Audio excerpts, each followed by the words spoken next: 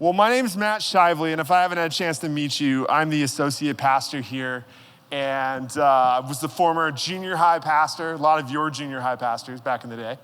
And I'm definitely glad to be with you guys today. Byron asked me to come speak and kind of keep going with the series he started a few weeks back. We will get to this in a moment. Got a little illustration later.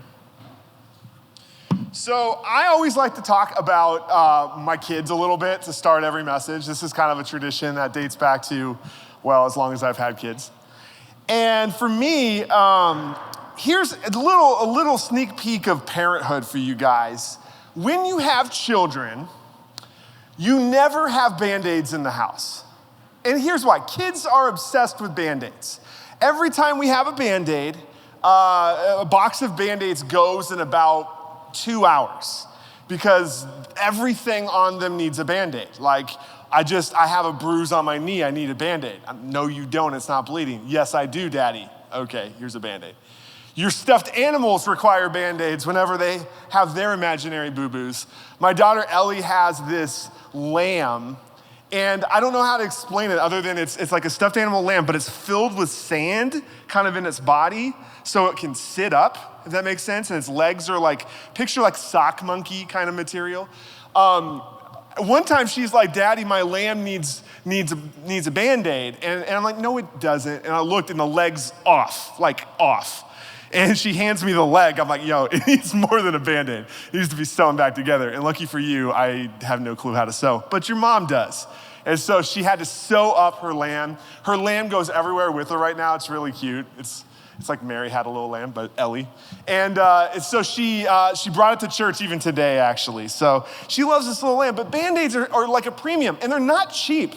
And it seems like whatever is like popular that's on the Band-Aid is like a premium. So they get to charge lots of money. So like a box of Band-Aids like $4.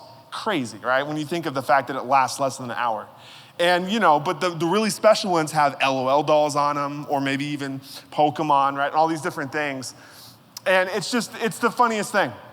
So Band-Aids are like, when we have a Band-Aid, we hide them. We hide them high up in the pantry, and we use them only when they really need them, kind of thing. So we're gonna leave that idea of a Band-Aid over to the side for a second. We'll come back to that a little bit later. So here's the thing. Byron told me you're going through this series called Overflow. And the idea is that God, his word, the good things of God needs to fill us. It needs to be the good stuff that fills us. And what you put into your body, what you let in, what you are about, it needs to be the stuff of God. If it's not, if you have a lot of bad stuff in you, eventually that directs your life negatively. Now, here's my thought. We're gonna look at this idea of, we need to overflow, and that's kind of how we were made to be as humans, was to overflow God's goodness on other people. But what happens when we leak? What happens when life hurts? What happens when our own container of this goodness of God has cracks and we feel empty? How can we fill another person? What do we do when we're overwhelmed? So that's what we're gonna talk about a little bit today, about how to help other people when we ourselves feel like we're running on empty. When you yourself, instead of all the good things of God, what you feel is struggle. What you feel is pain. What you feel is maybe disappointment or sadness or even hate. Having a healed heart helps you be able to overflow God's love on other people. It's not about getting through this life and not having any scars. That's not realistic, right? We're gonna go through hard times, but it's how to heal from those and still be able to be used in God's process for other people as well as the goal. So we're gonna look at this verse in John 16:33 to start off, but my first thought today is this. When the world tries to overwhelm you, our goal is to overcome. When the world tries to overwhelm you, or the hard things of life start to overwhelm you, or your struggles are all you can see, instead of being overwhelmed by them, learn to overcome and let God be the one that helps you overcome. John 16:33, one of my favorite verses this year, especially this year, right? The weirdness we've had in our world. But this is Jesus. He says this. He says, I have told you these things so that, can't read the corner there, so that in me you may have peace. In this world you will have trouble, but take heart, I have overcome the world.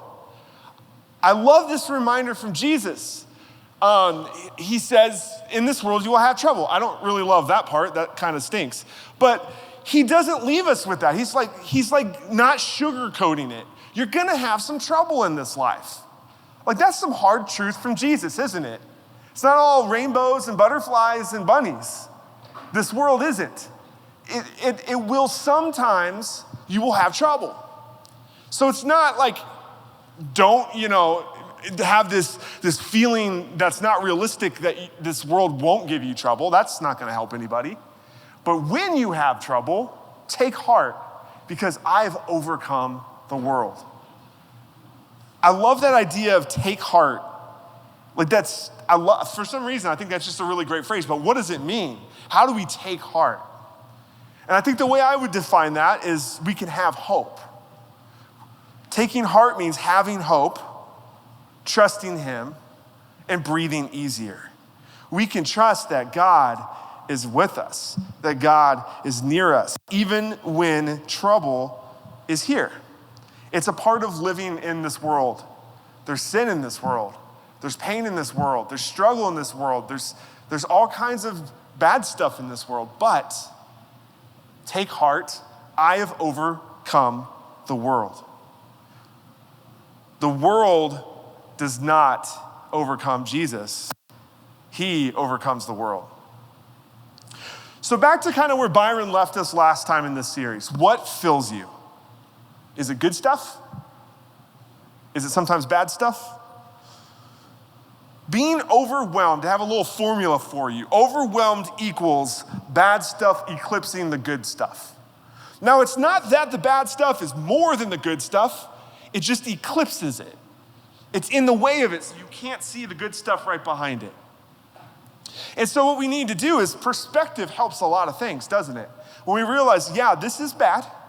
And I've heard this phrase a lot in what I do here at the church. I also lead a recovery ministry here. And it's people that struggle with all kinds of things that know that there's recovery and there's freedom because of Jesus. And we say things like, I'm not okay, but I'm gonna be okay. You see how that's just a little twist of perspective that gives you hope, that shows you light, that shows you that the good stuff is in you. So if we were truly made to overflow God's goodness on others, back to my question, how do we do that when we're overwhelmed? So here's a little illustration, right? So this is you. It represents you. And we're a container. We're a container for God's goodness. We hold that, and so the goal then is to pour onto other people the goodness of God and fill them up or help fill them up. I'm gonna go without the mic for a second here. But here's the problem, right? We have some parts of us that have little holes in it, right? We've been scarred, we've been hurt, we've been at times damaged. And so now we have the goodness of God in us, which is good.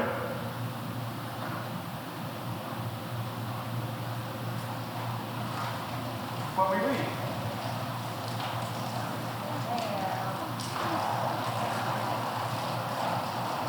So how can we be of use to God when we can't hold it, when we struggle, when there's days where we can't contain it. We're hurting. We're like metaphorically bleeding out. How can we help other people with the goodness of God? This is a real question. And maybe you've been there. And think about the year we have walked through together. The year 2020. I mean, your kids will read about this year in history books. Have you ever thought of that? That's gonna be crazy. They're gonna go, Mom, Dad, was it really that bad? You're gonna be like, yeah. Way worse, actually. You have no idea. They didn't talk about the toilet paper that we didn't have, and we all freaked out. And they didn't talk about this, and they didn't talk about that, and all the different things you recall from this year. But think about it, right? You've been overwhelmed this year. Your traditions, your routines, the things you would depend on every day, even if you didn't really like it that much, you would depend on it. Third hour algebra, right? It was always there. Then all of a sudden, no more. Try to do school from your laptop, from your living room. That'll be great. Right? It's just, what a weird year, from homecoming. Well, homecoming's, I guess, here, but prom got canceled, graduation got canceled. You wear a mask to football games. It's weird. It's just weird. And so we have all these things. And so there were probably moments, more than one, in the last 7 months that you felt overwhelmed. You felt like you were leaking and bleeding out.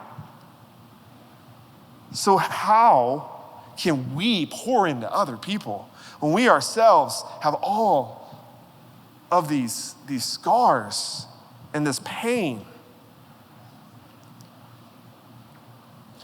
When life gets overwhelming, we need to trust God and we need to leave it with him.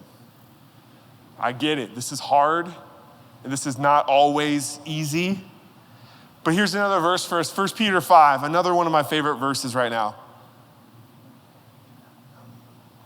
And this is from the Passion Translation. I love this translation. It puts a different perspective on these verses I've known for a long time, and I love it. So it says, if you bow low in God's awesome presence, he will eventually exalt you as you leave timing in his hands. Pour out all your worries and stress upon him and leave them there, for he always tenderly cares for you. Leave that verse up for a minute. So a couple key parts to this verse I want to just kind of pick apart for a second. Bowing low, right? Humbling ourselves. This isn't easy, especially when you're in high school, right? Bowing low is not cool. It's not in. It's not, something that people like to talk about. But when we humble ourselves, when we're patient with God, trusting that he will lift us up in his timing. And that's the key word. It's his timing. God's timing is always perfect, but his timing's not always our timing. We wish he would do things yesterday, right? Wish he would make this all right, this whole pandemic thing. God, we were gonna give you till August. You should have figured it out by now. So now we're over this thing, right? These kind of things. But we gotta trust him with the timing. And so we pour out, another metaphor of pouring, right? All of our struggles, all of our anxieties, all of our worries, all of our stress on him. Now here's what we do, right? Well, imagine this is your stress, right? And you leave it here. This is at the foot of the cross. All right, God, here's my stress, here's my struggle. I'll leave it there with you. But hang on, God, I'm gonna need this back. I need to worry a little bit more tomorrow. I'm gonna just keep it. But you know what, God, I'm overwhelmed again, so here, I'm leaving it here for real now. For real, it's yours. I'm leaving it but you know what? I have a big test tomorrow. I'm gonna need to worry a little bit more. I'm gonna need to stress out. You know what? Here, I'm gonna put it right here, but I don't know, there's a group project and you know how those stress me out, so I'm gonna take this back. And we do that over and over again. And this verse reminds us, leave it and then leave it. Leave it there. If you trust him, leave them. Leave your worries. Leave your stresses at his feet. Why? Because he cares for you.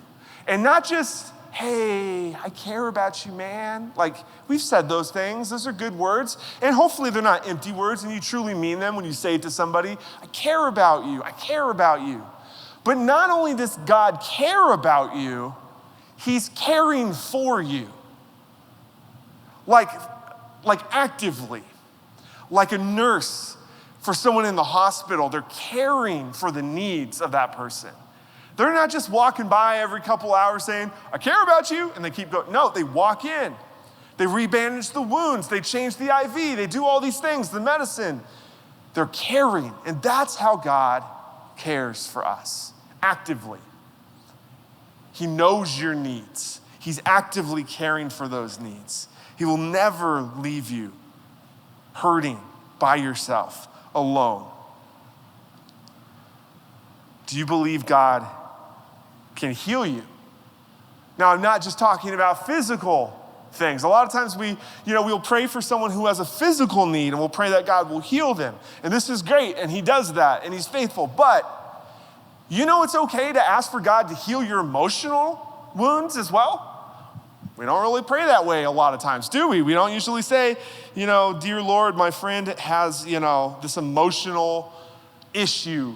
Can we pray for their needs? Like, we should, because God does. And so my question back to you, do you believe that God can heal you? Do you believe that he does care for you? Do you believe that he's with you? Do you believe that he really has a plan for you? You see, here we are, and we're leaking.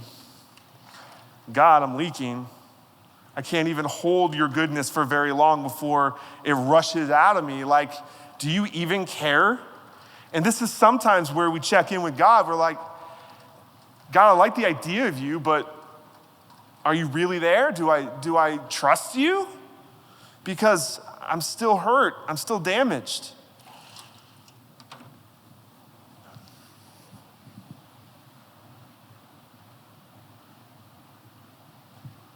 He tenderly cares for you. And when we feel like we can't ever be full, therefore never able to pour onto others, it could be a little frustrating, can't it? Feel like we can't fully function. And this is rhetorical, so no hands need to be raised here. Nobody needs to confess something deep here. But how many of you, if you took a hard look, you would say, man, there's parts of me that they're just not okay. There's parts of me inside that are hurting right now, that are broken, and I might not even know why. And I definitely don't know how to fix it. And it just hurts. I feel that weight on my chest. In the stillness of the night, I just feel it heavy on me. I don't know what that is. I don't know what to do with that. Maybe I should call it anxiety. Maybe it is.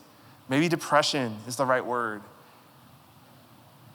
And you keep it in because you think, well, what else would I do with it? It's embarrassing. It's hard. I might be the only one going through this, so why would I bring that up in conversation? Well, let me assure you, if that's you, you're not alone, first of all. You're not. You're not the only one going through that. You're not the only one feeling that. That's par for the course because of this world we live in, because of the pain of this world, because of hurt, because we've been hurt. But you don't have to stay that way. It's human nature to react to pain. And there's a few different reactions that we can have to pain, right? And mark in your mind which one is your go-to, okay? Because there's lots of them. And we don't want to be hurt again, right? So we have these things we do to try to protect ourselves so we aren't hurt next time, right? So are you one of the people that will lash out irrationally, okay? That's a go-to move for a lot of us. We just kind of lash out on people, or maybe we just act up. We just kind of like, we're the funny person. And if we just make people laugh, they won't see how hurt we are inside, one of those things. Maybe your move is to get angry and frustrated at the littlest things. That's mine, not gonna lie. Maybe you pull away, you withdraw. You don't let anyone really know how you're feeling. You pull away from those who have hurt you, and you pull away from those who claim to love you because you don't want them to hurt you. Maybe your move is to overcompensate. You do a really good job of appearing to be well put together, of appearing to be fine, but you hide behind shallow things like being popular or being attractive or being funny or just shallow pursuits and pleasures and happiness that isn't really happiness. It just makes you for a second not feel the pain. Or maybe you're an empath. You feel it all the time. And it mounts, and it goes up and down and up and down, and you have these breakdowns, and people look at you like, what's wrong with you? And you're like, if only you knew. Am I striking a chord with anybody? Do these sound familiar? These are the moves we go to because we're wounded. We've got these cuts, these scars, we're leaking. It can be something that you manage, and maybe you manage it okay, and that's possible, but maybe you don't. Maybe it's debilitating. Maybe it's crippling for you. And it's time you talk about it with somebody.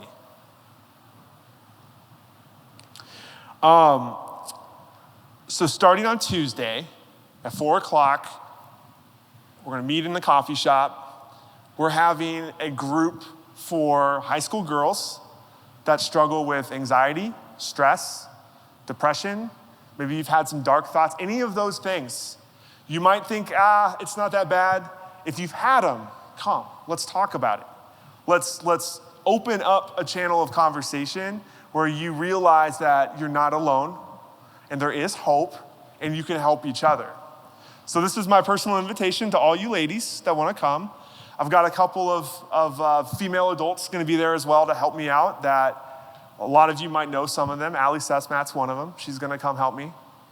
And we're gonna start a conversation. You've probably seen this on the Youth Tribe story last week, but this is your personal invitation. I want you ladies to come. And then guys, right after they're done, I believe it's November 10th, we're gonna start 3 weeks for the guys to talk. So we'll remind you when we get closer for the guys, but for you ladies, 4 o'clock Tuesday, right over in the coffee shop. I'd love for you guys to come, you ladies to come, and be a part of that. Because you're not meant to just bleed out. You aren't. Just feel it and have no source of healing whatsoever. I believe fully, and we'll get here in a second, that God created us to heal our bodies. Have you noticed that? Like when you cut yourself or something, and not like cutting yourself to hurt yourself, but you get a cut, you put a Band-Aid on it or time goes by, and what does your body do? It heals it. Did you do anything? Maybe you kept it clean, maybe you put something on it, but your body did that. It's the same emotionally. We have a capacity in ourselves to heal. God made us that way, but things get in the way. Things can infect us emotionally. And so the healing just gets stopped and stunted and it doesn't complete. So that's why we talk about it. That's why we open up. That's why sometimes we need to be vulnerable. Revelation 21 has this beautiful picture of the fact that it won't always be this way. We have a promise of eternity where there's no more pain and no more death and no more sad tears. I want to read this to you. This is Revelation 21, 1 through 7, again in the Passion Translation. Then in a vision, I saw a new heaven and a new earth. The first heaven and earth had passed away and the sea no longer existed. I saw the holy city, the new Jerusalem, descending out of the heavenly realm from the presence of God, like a pleasing bride that had been prepared for her husband, adorned for her wedding. And I heard a thunderous voice from the throne saying, "Look, God's tabernacle is with human beings. And from now on, he will tabernacle with them as their God. Now God himself will have his home with them. God with them will be their God." Here's my favorite part. He will wipe every tear from their eyes and eliminate death entirely. No one will mourn or weep any longer. The pain of wounds will no longer exist, for the old order has ceased. And God enthroned spoke to me and said, "Consider this, I am making all things new." He is making all things new and fresh. That's a promise we have. God doesn't leave us high and dry. And so we might have years like 2020, moments within that year where we're like, "God, where are you?" Valid question. His answer is, I'm right here with you. I've never left you. I won't leave you. And so we have this thought, we're like, God, you could take this stuff away. Why do we go through pain? It's a hard truth that it's taken my entire life to wrap my mind around this, and I'm still working on it. But maybe when we ask God sometimes to take away pain, he says no because we need to go through it with him. He doesn't leave us, but he wants us to walk through that with him, and on the other side is healing. He doesn't leave us there. He doesn't forget about us. He doesn't neglect us. He doesn't abandon us. He heals us. Later in this verse, it says he is making everything new and fresh. And then it says he provides living water for our souls, back to our water analogy. It's water that will fill us, water that will heal us, water that will sustain us. It's his presence. It's him in our lives. It's knowing more about him, trusting him in the dark days, in the sadness, in the hurt. We are part of his family. He won't leave us.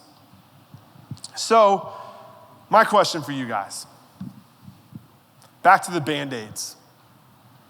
I've heard people say things in kind of a metaphor way of speaking that the Bandaids don't solve anything. You're just putting a Band-Aid on the problem. Have you heard that before? They're almost trying to imply that, the Band-Aid is a dumb idea because Band-Aids don't actually heal you. Which is kind of true because the Band-Aid doesn't heal you. But the Band-Aid still has a purpose. I like Band-Aids. Not as much as my kids. Have to watch their Band-Aid budget. But I think that Band-Aids serve a great purpose. So back to our analogy.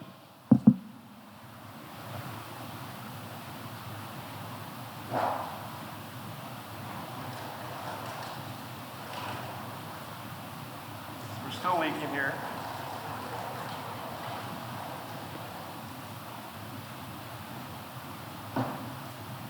But there are different things we can do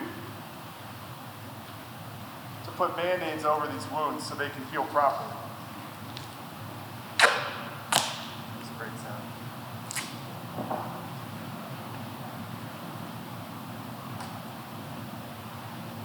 So when you're struggling with emotional pain, what are some things you can do to help with emotional pain? This is an actual question. Shout it out if you can think of something. If you're struggling emotionally, what can you do? Talk to someone. Good. What else? Pray.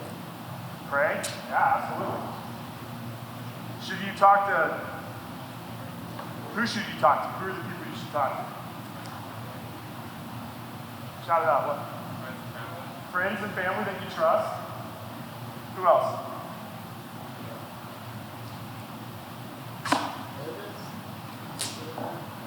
Yeah, professional.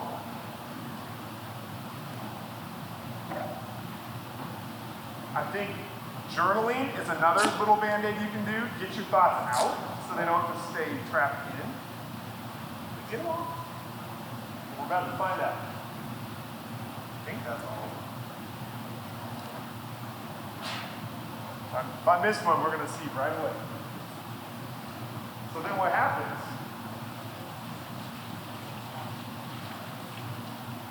It's not always perfect, right? But it's holding water now. So we can grow on that, can't we? We can keep going. So here's the thing, right? There's still a wound underneath that Band-Aid. But over time, God will close that wound. It'll heal. Just back to my notes and make sure we got all of our potential Band-Aids here.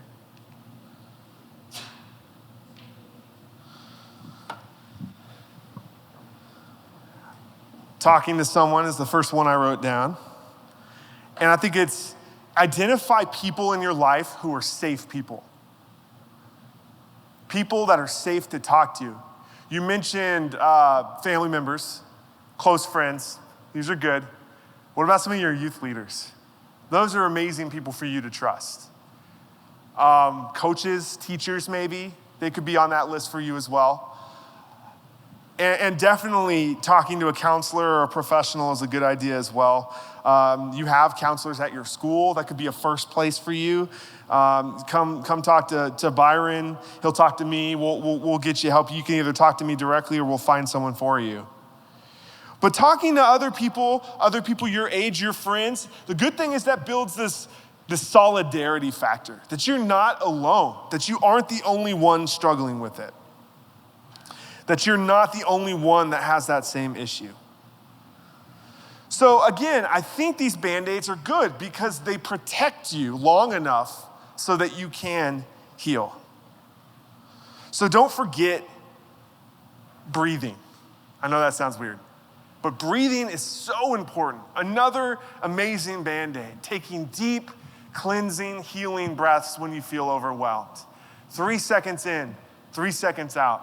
Pray in, pray out. Say a quick little prayer. God, I need you. I trust you fully. Like that, over and over again. It's a powerful thing you could do every single day. Gabe said, reading your Bible. Amazing truths, like these few verses I already shared with you. There's so many more that can give you hope, that can remind you that God is with you, that he's near you. Praying by yourself, praying with people, have people you trust pray over you, all of these things. I mentioned journaling, writing thoughts down. Even if it's one sentence a day, that's okay, start there. Maybe it starts with just telling God what you're thankful for this day, and then you can tell him what you're struggling with. Expand your circle of people who know. Here's what I mean by that. You might have one friend that knows, and start there, absolutely. But add more people to your circle, more people you trust, more people you let in, more people that know so they can provide support. And then did I mention you should breathe? Breathe a lot, okay? That's an important one. So God gives us a capacity to pour onto others God's goodness, but life can leave us damaged, hurting, wounded. It doesn't mean we're counted out. It doesn't mean we go to the scrap heap. No, God heals. He heals our emotional needs as much as our physical needs, and we can trust him every single day by using these different things he gives us, by using different techniques to really grow and trust him more every single day. As you grow in your faith, you'll grow in your ability to heal from hurt. Well, let's pray.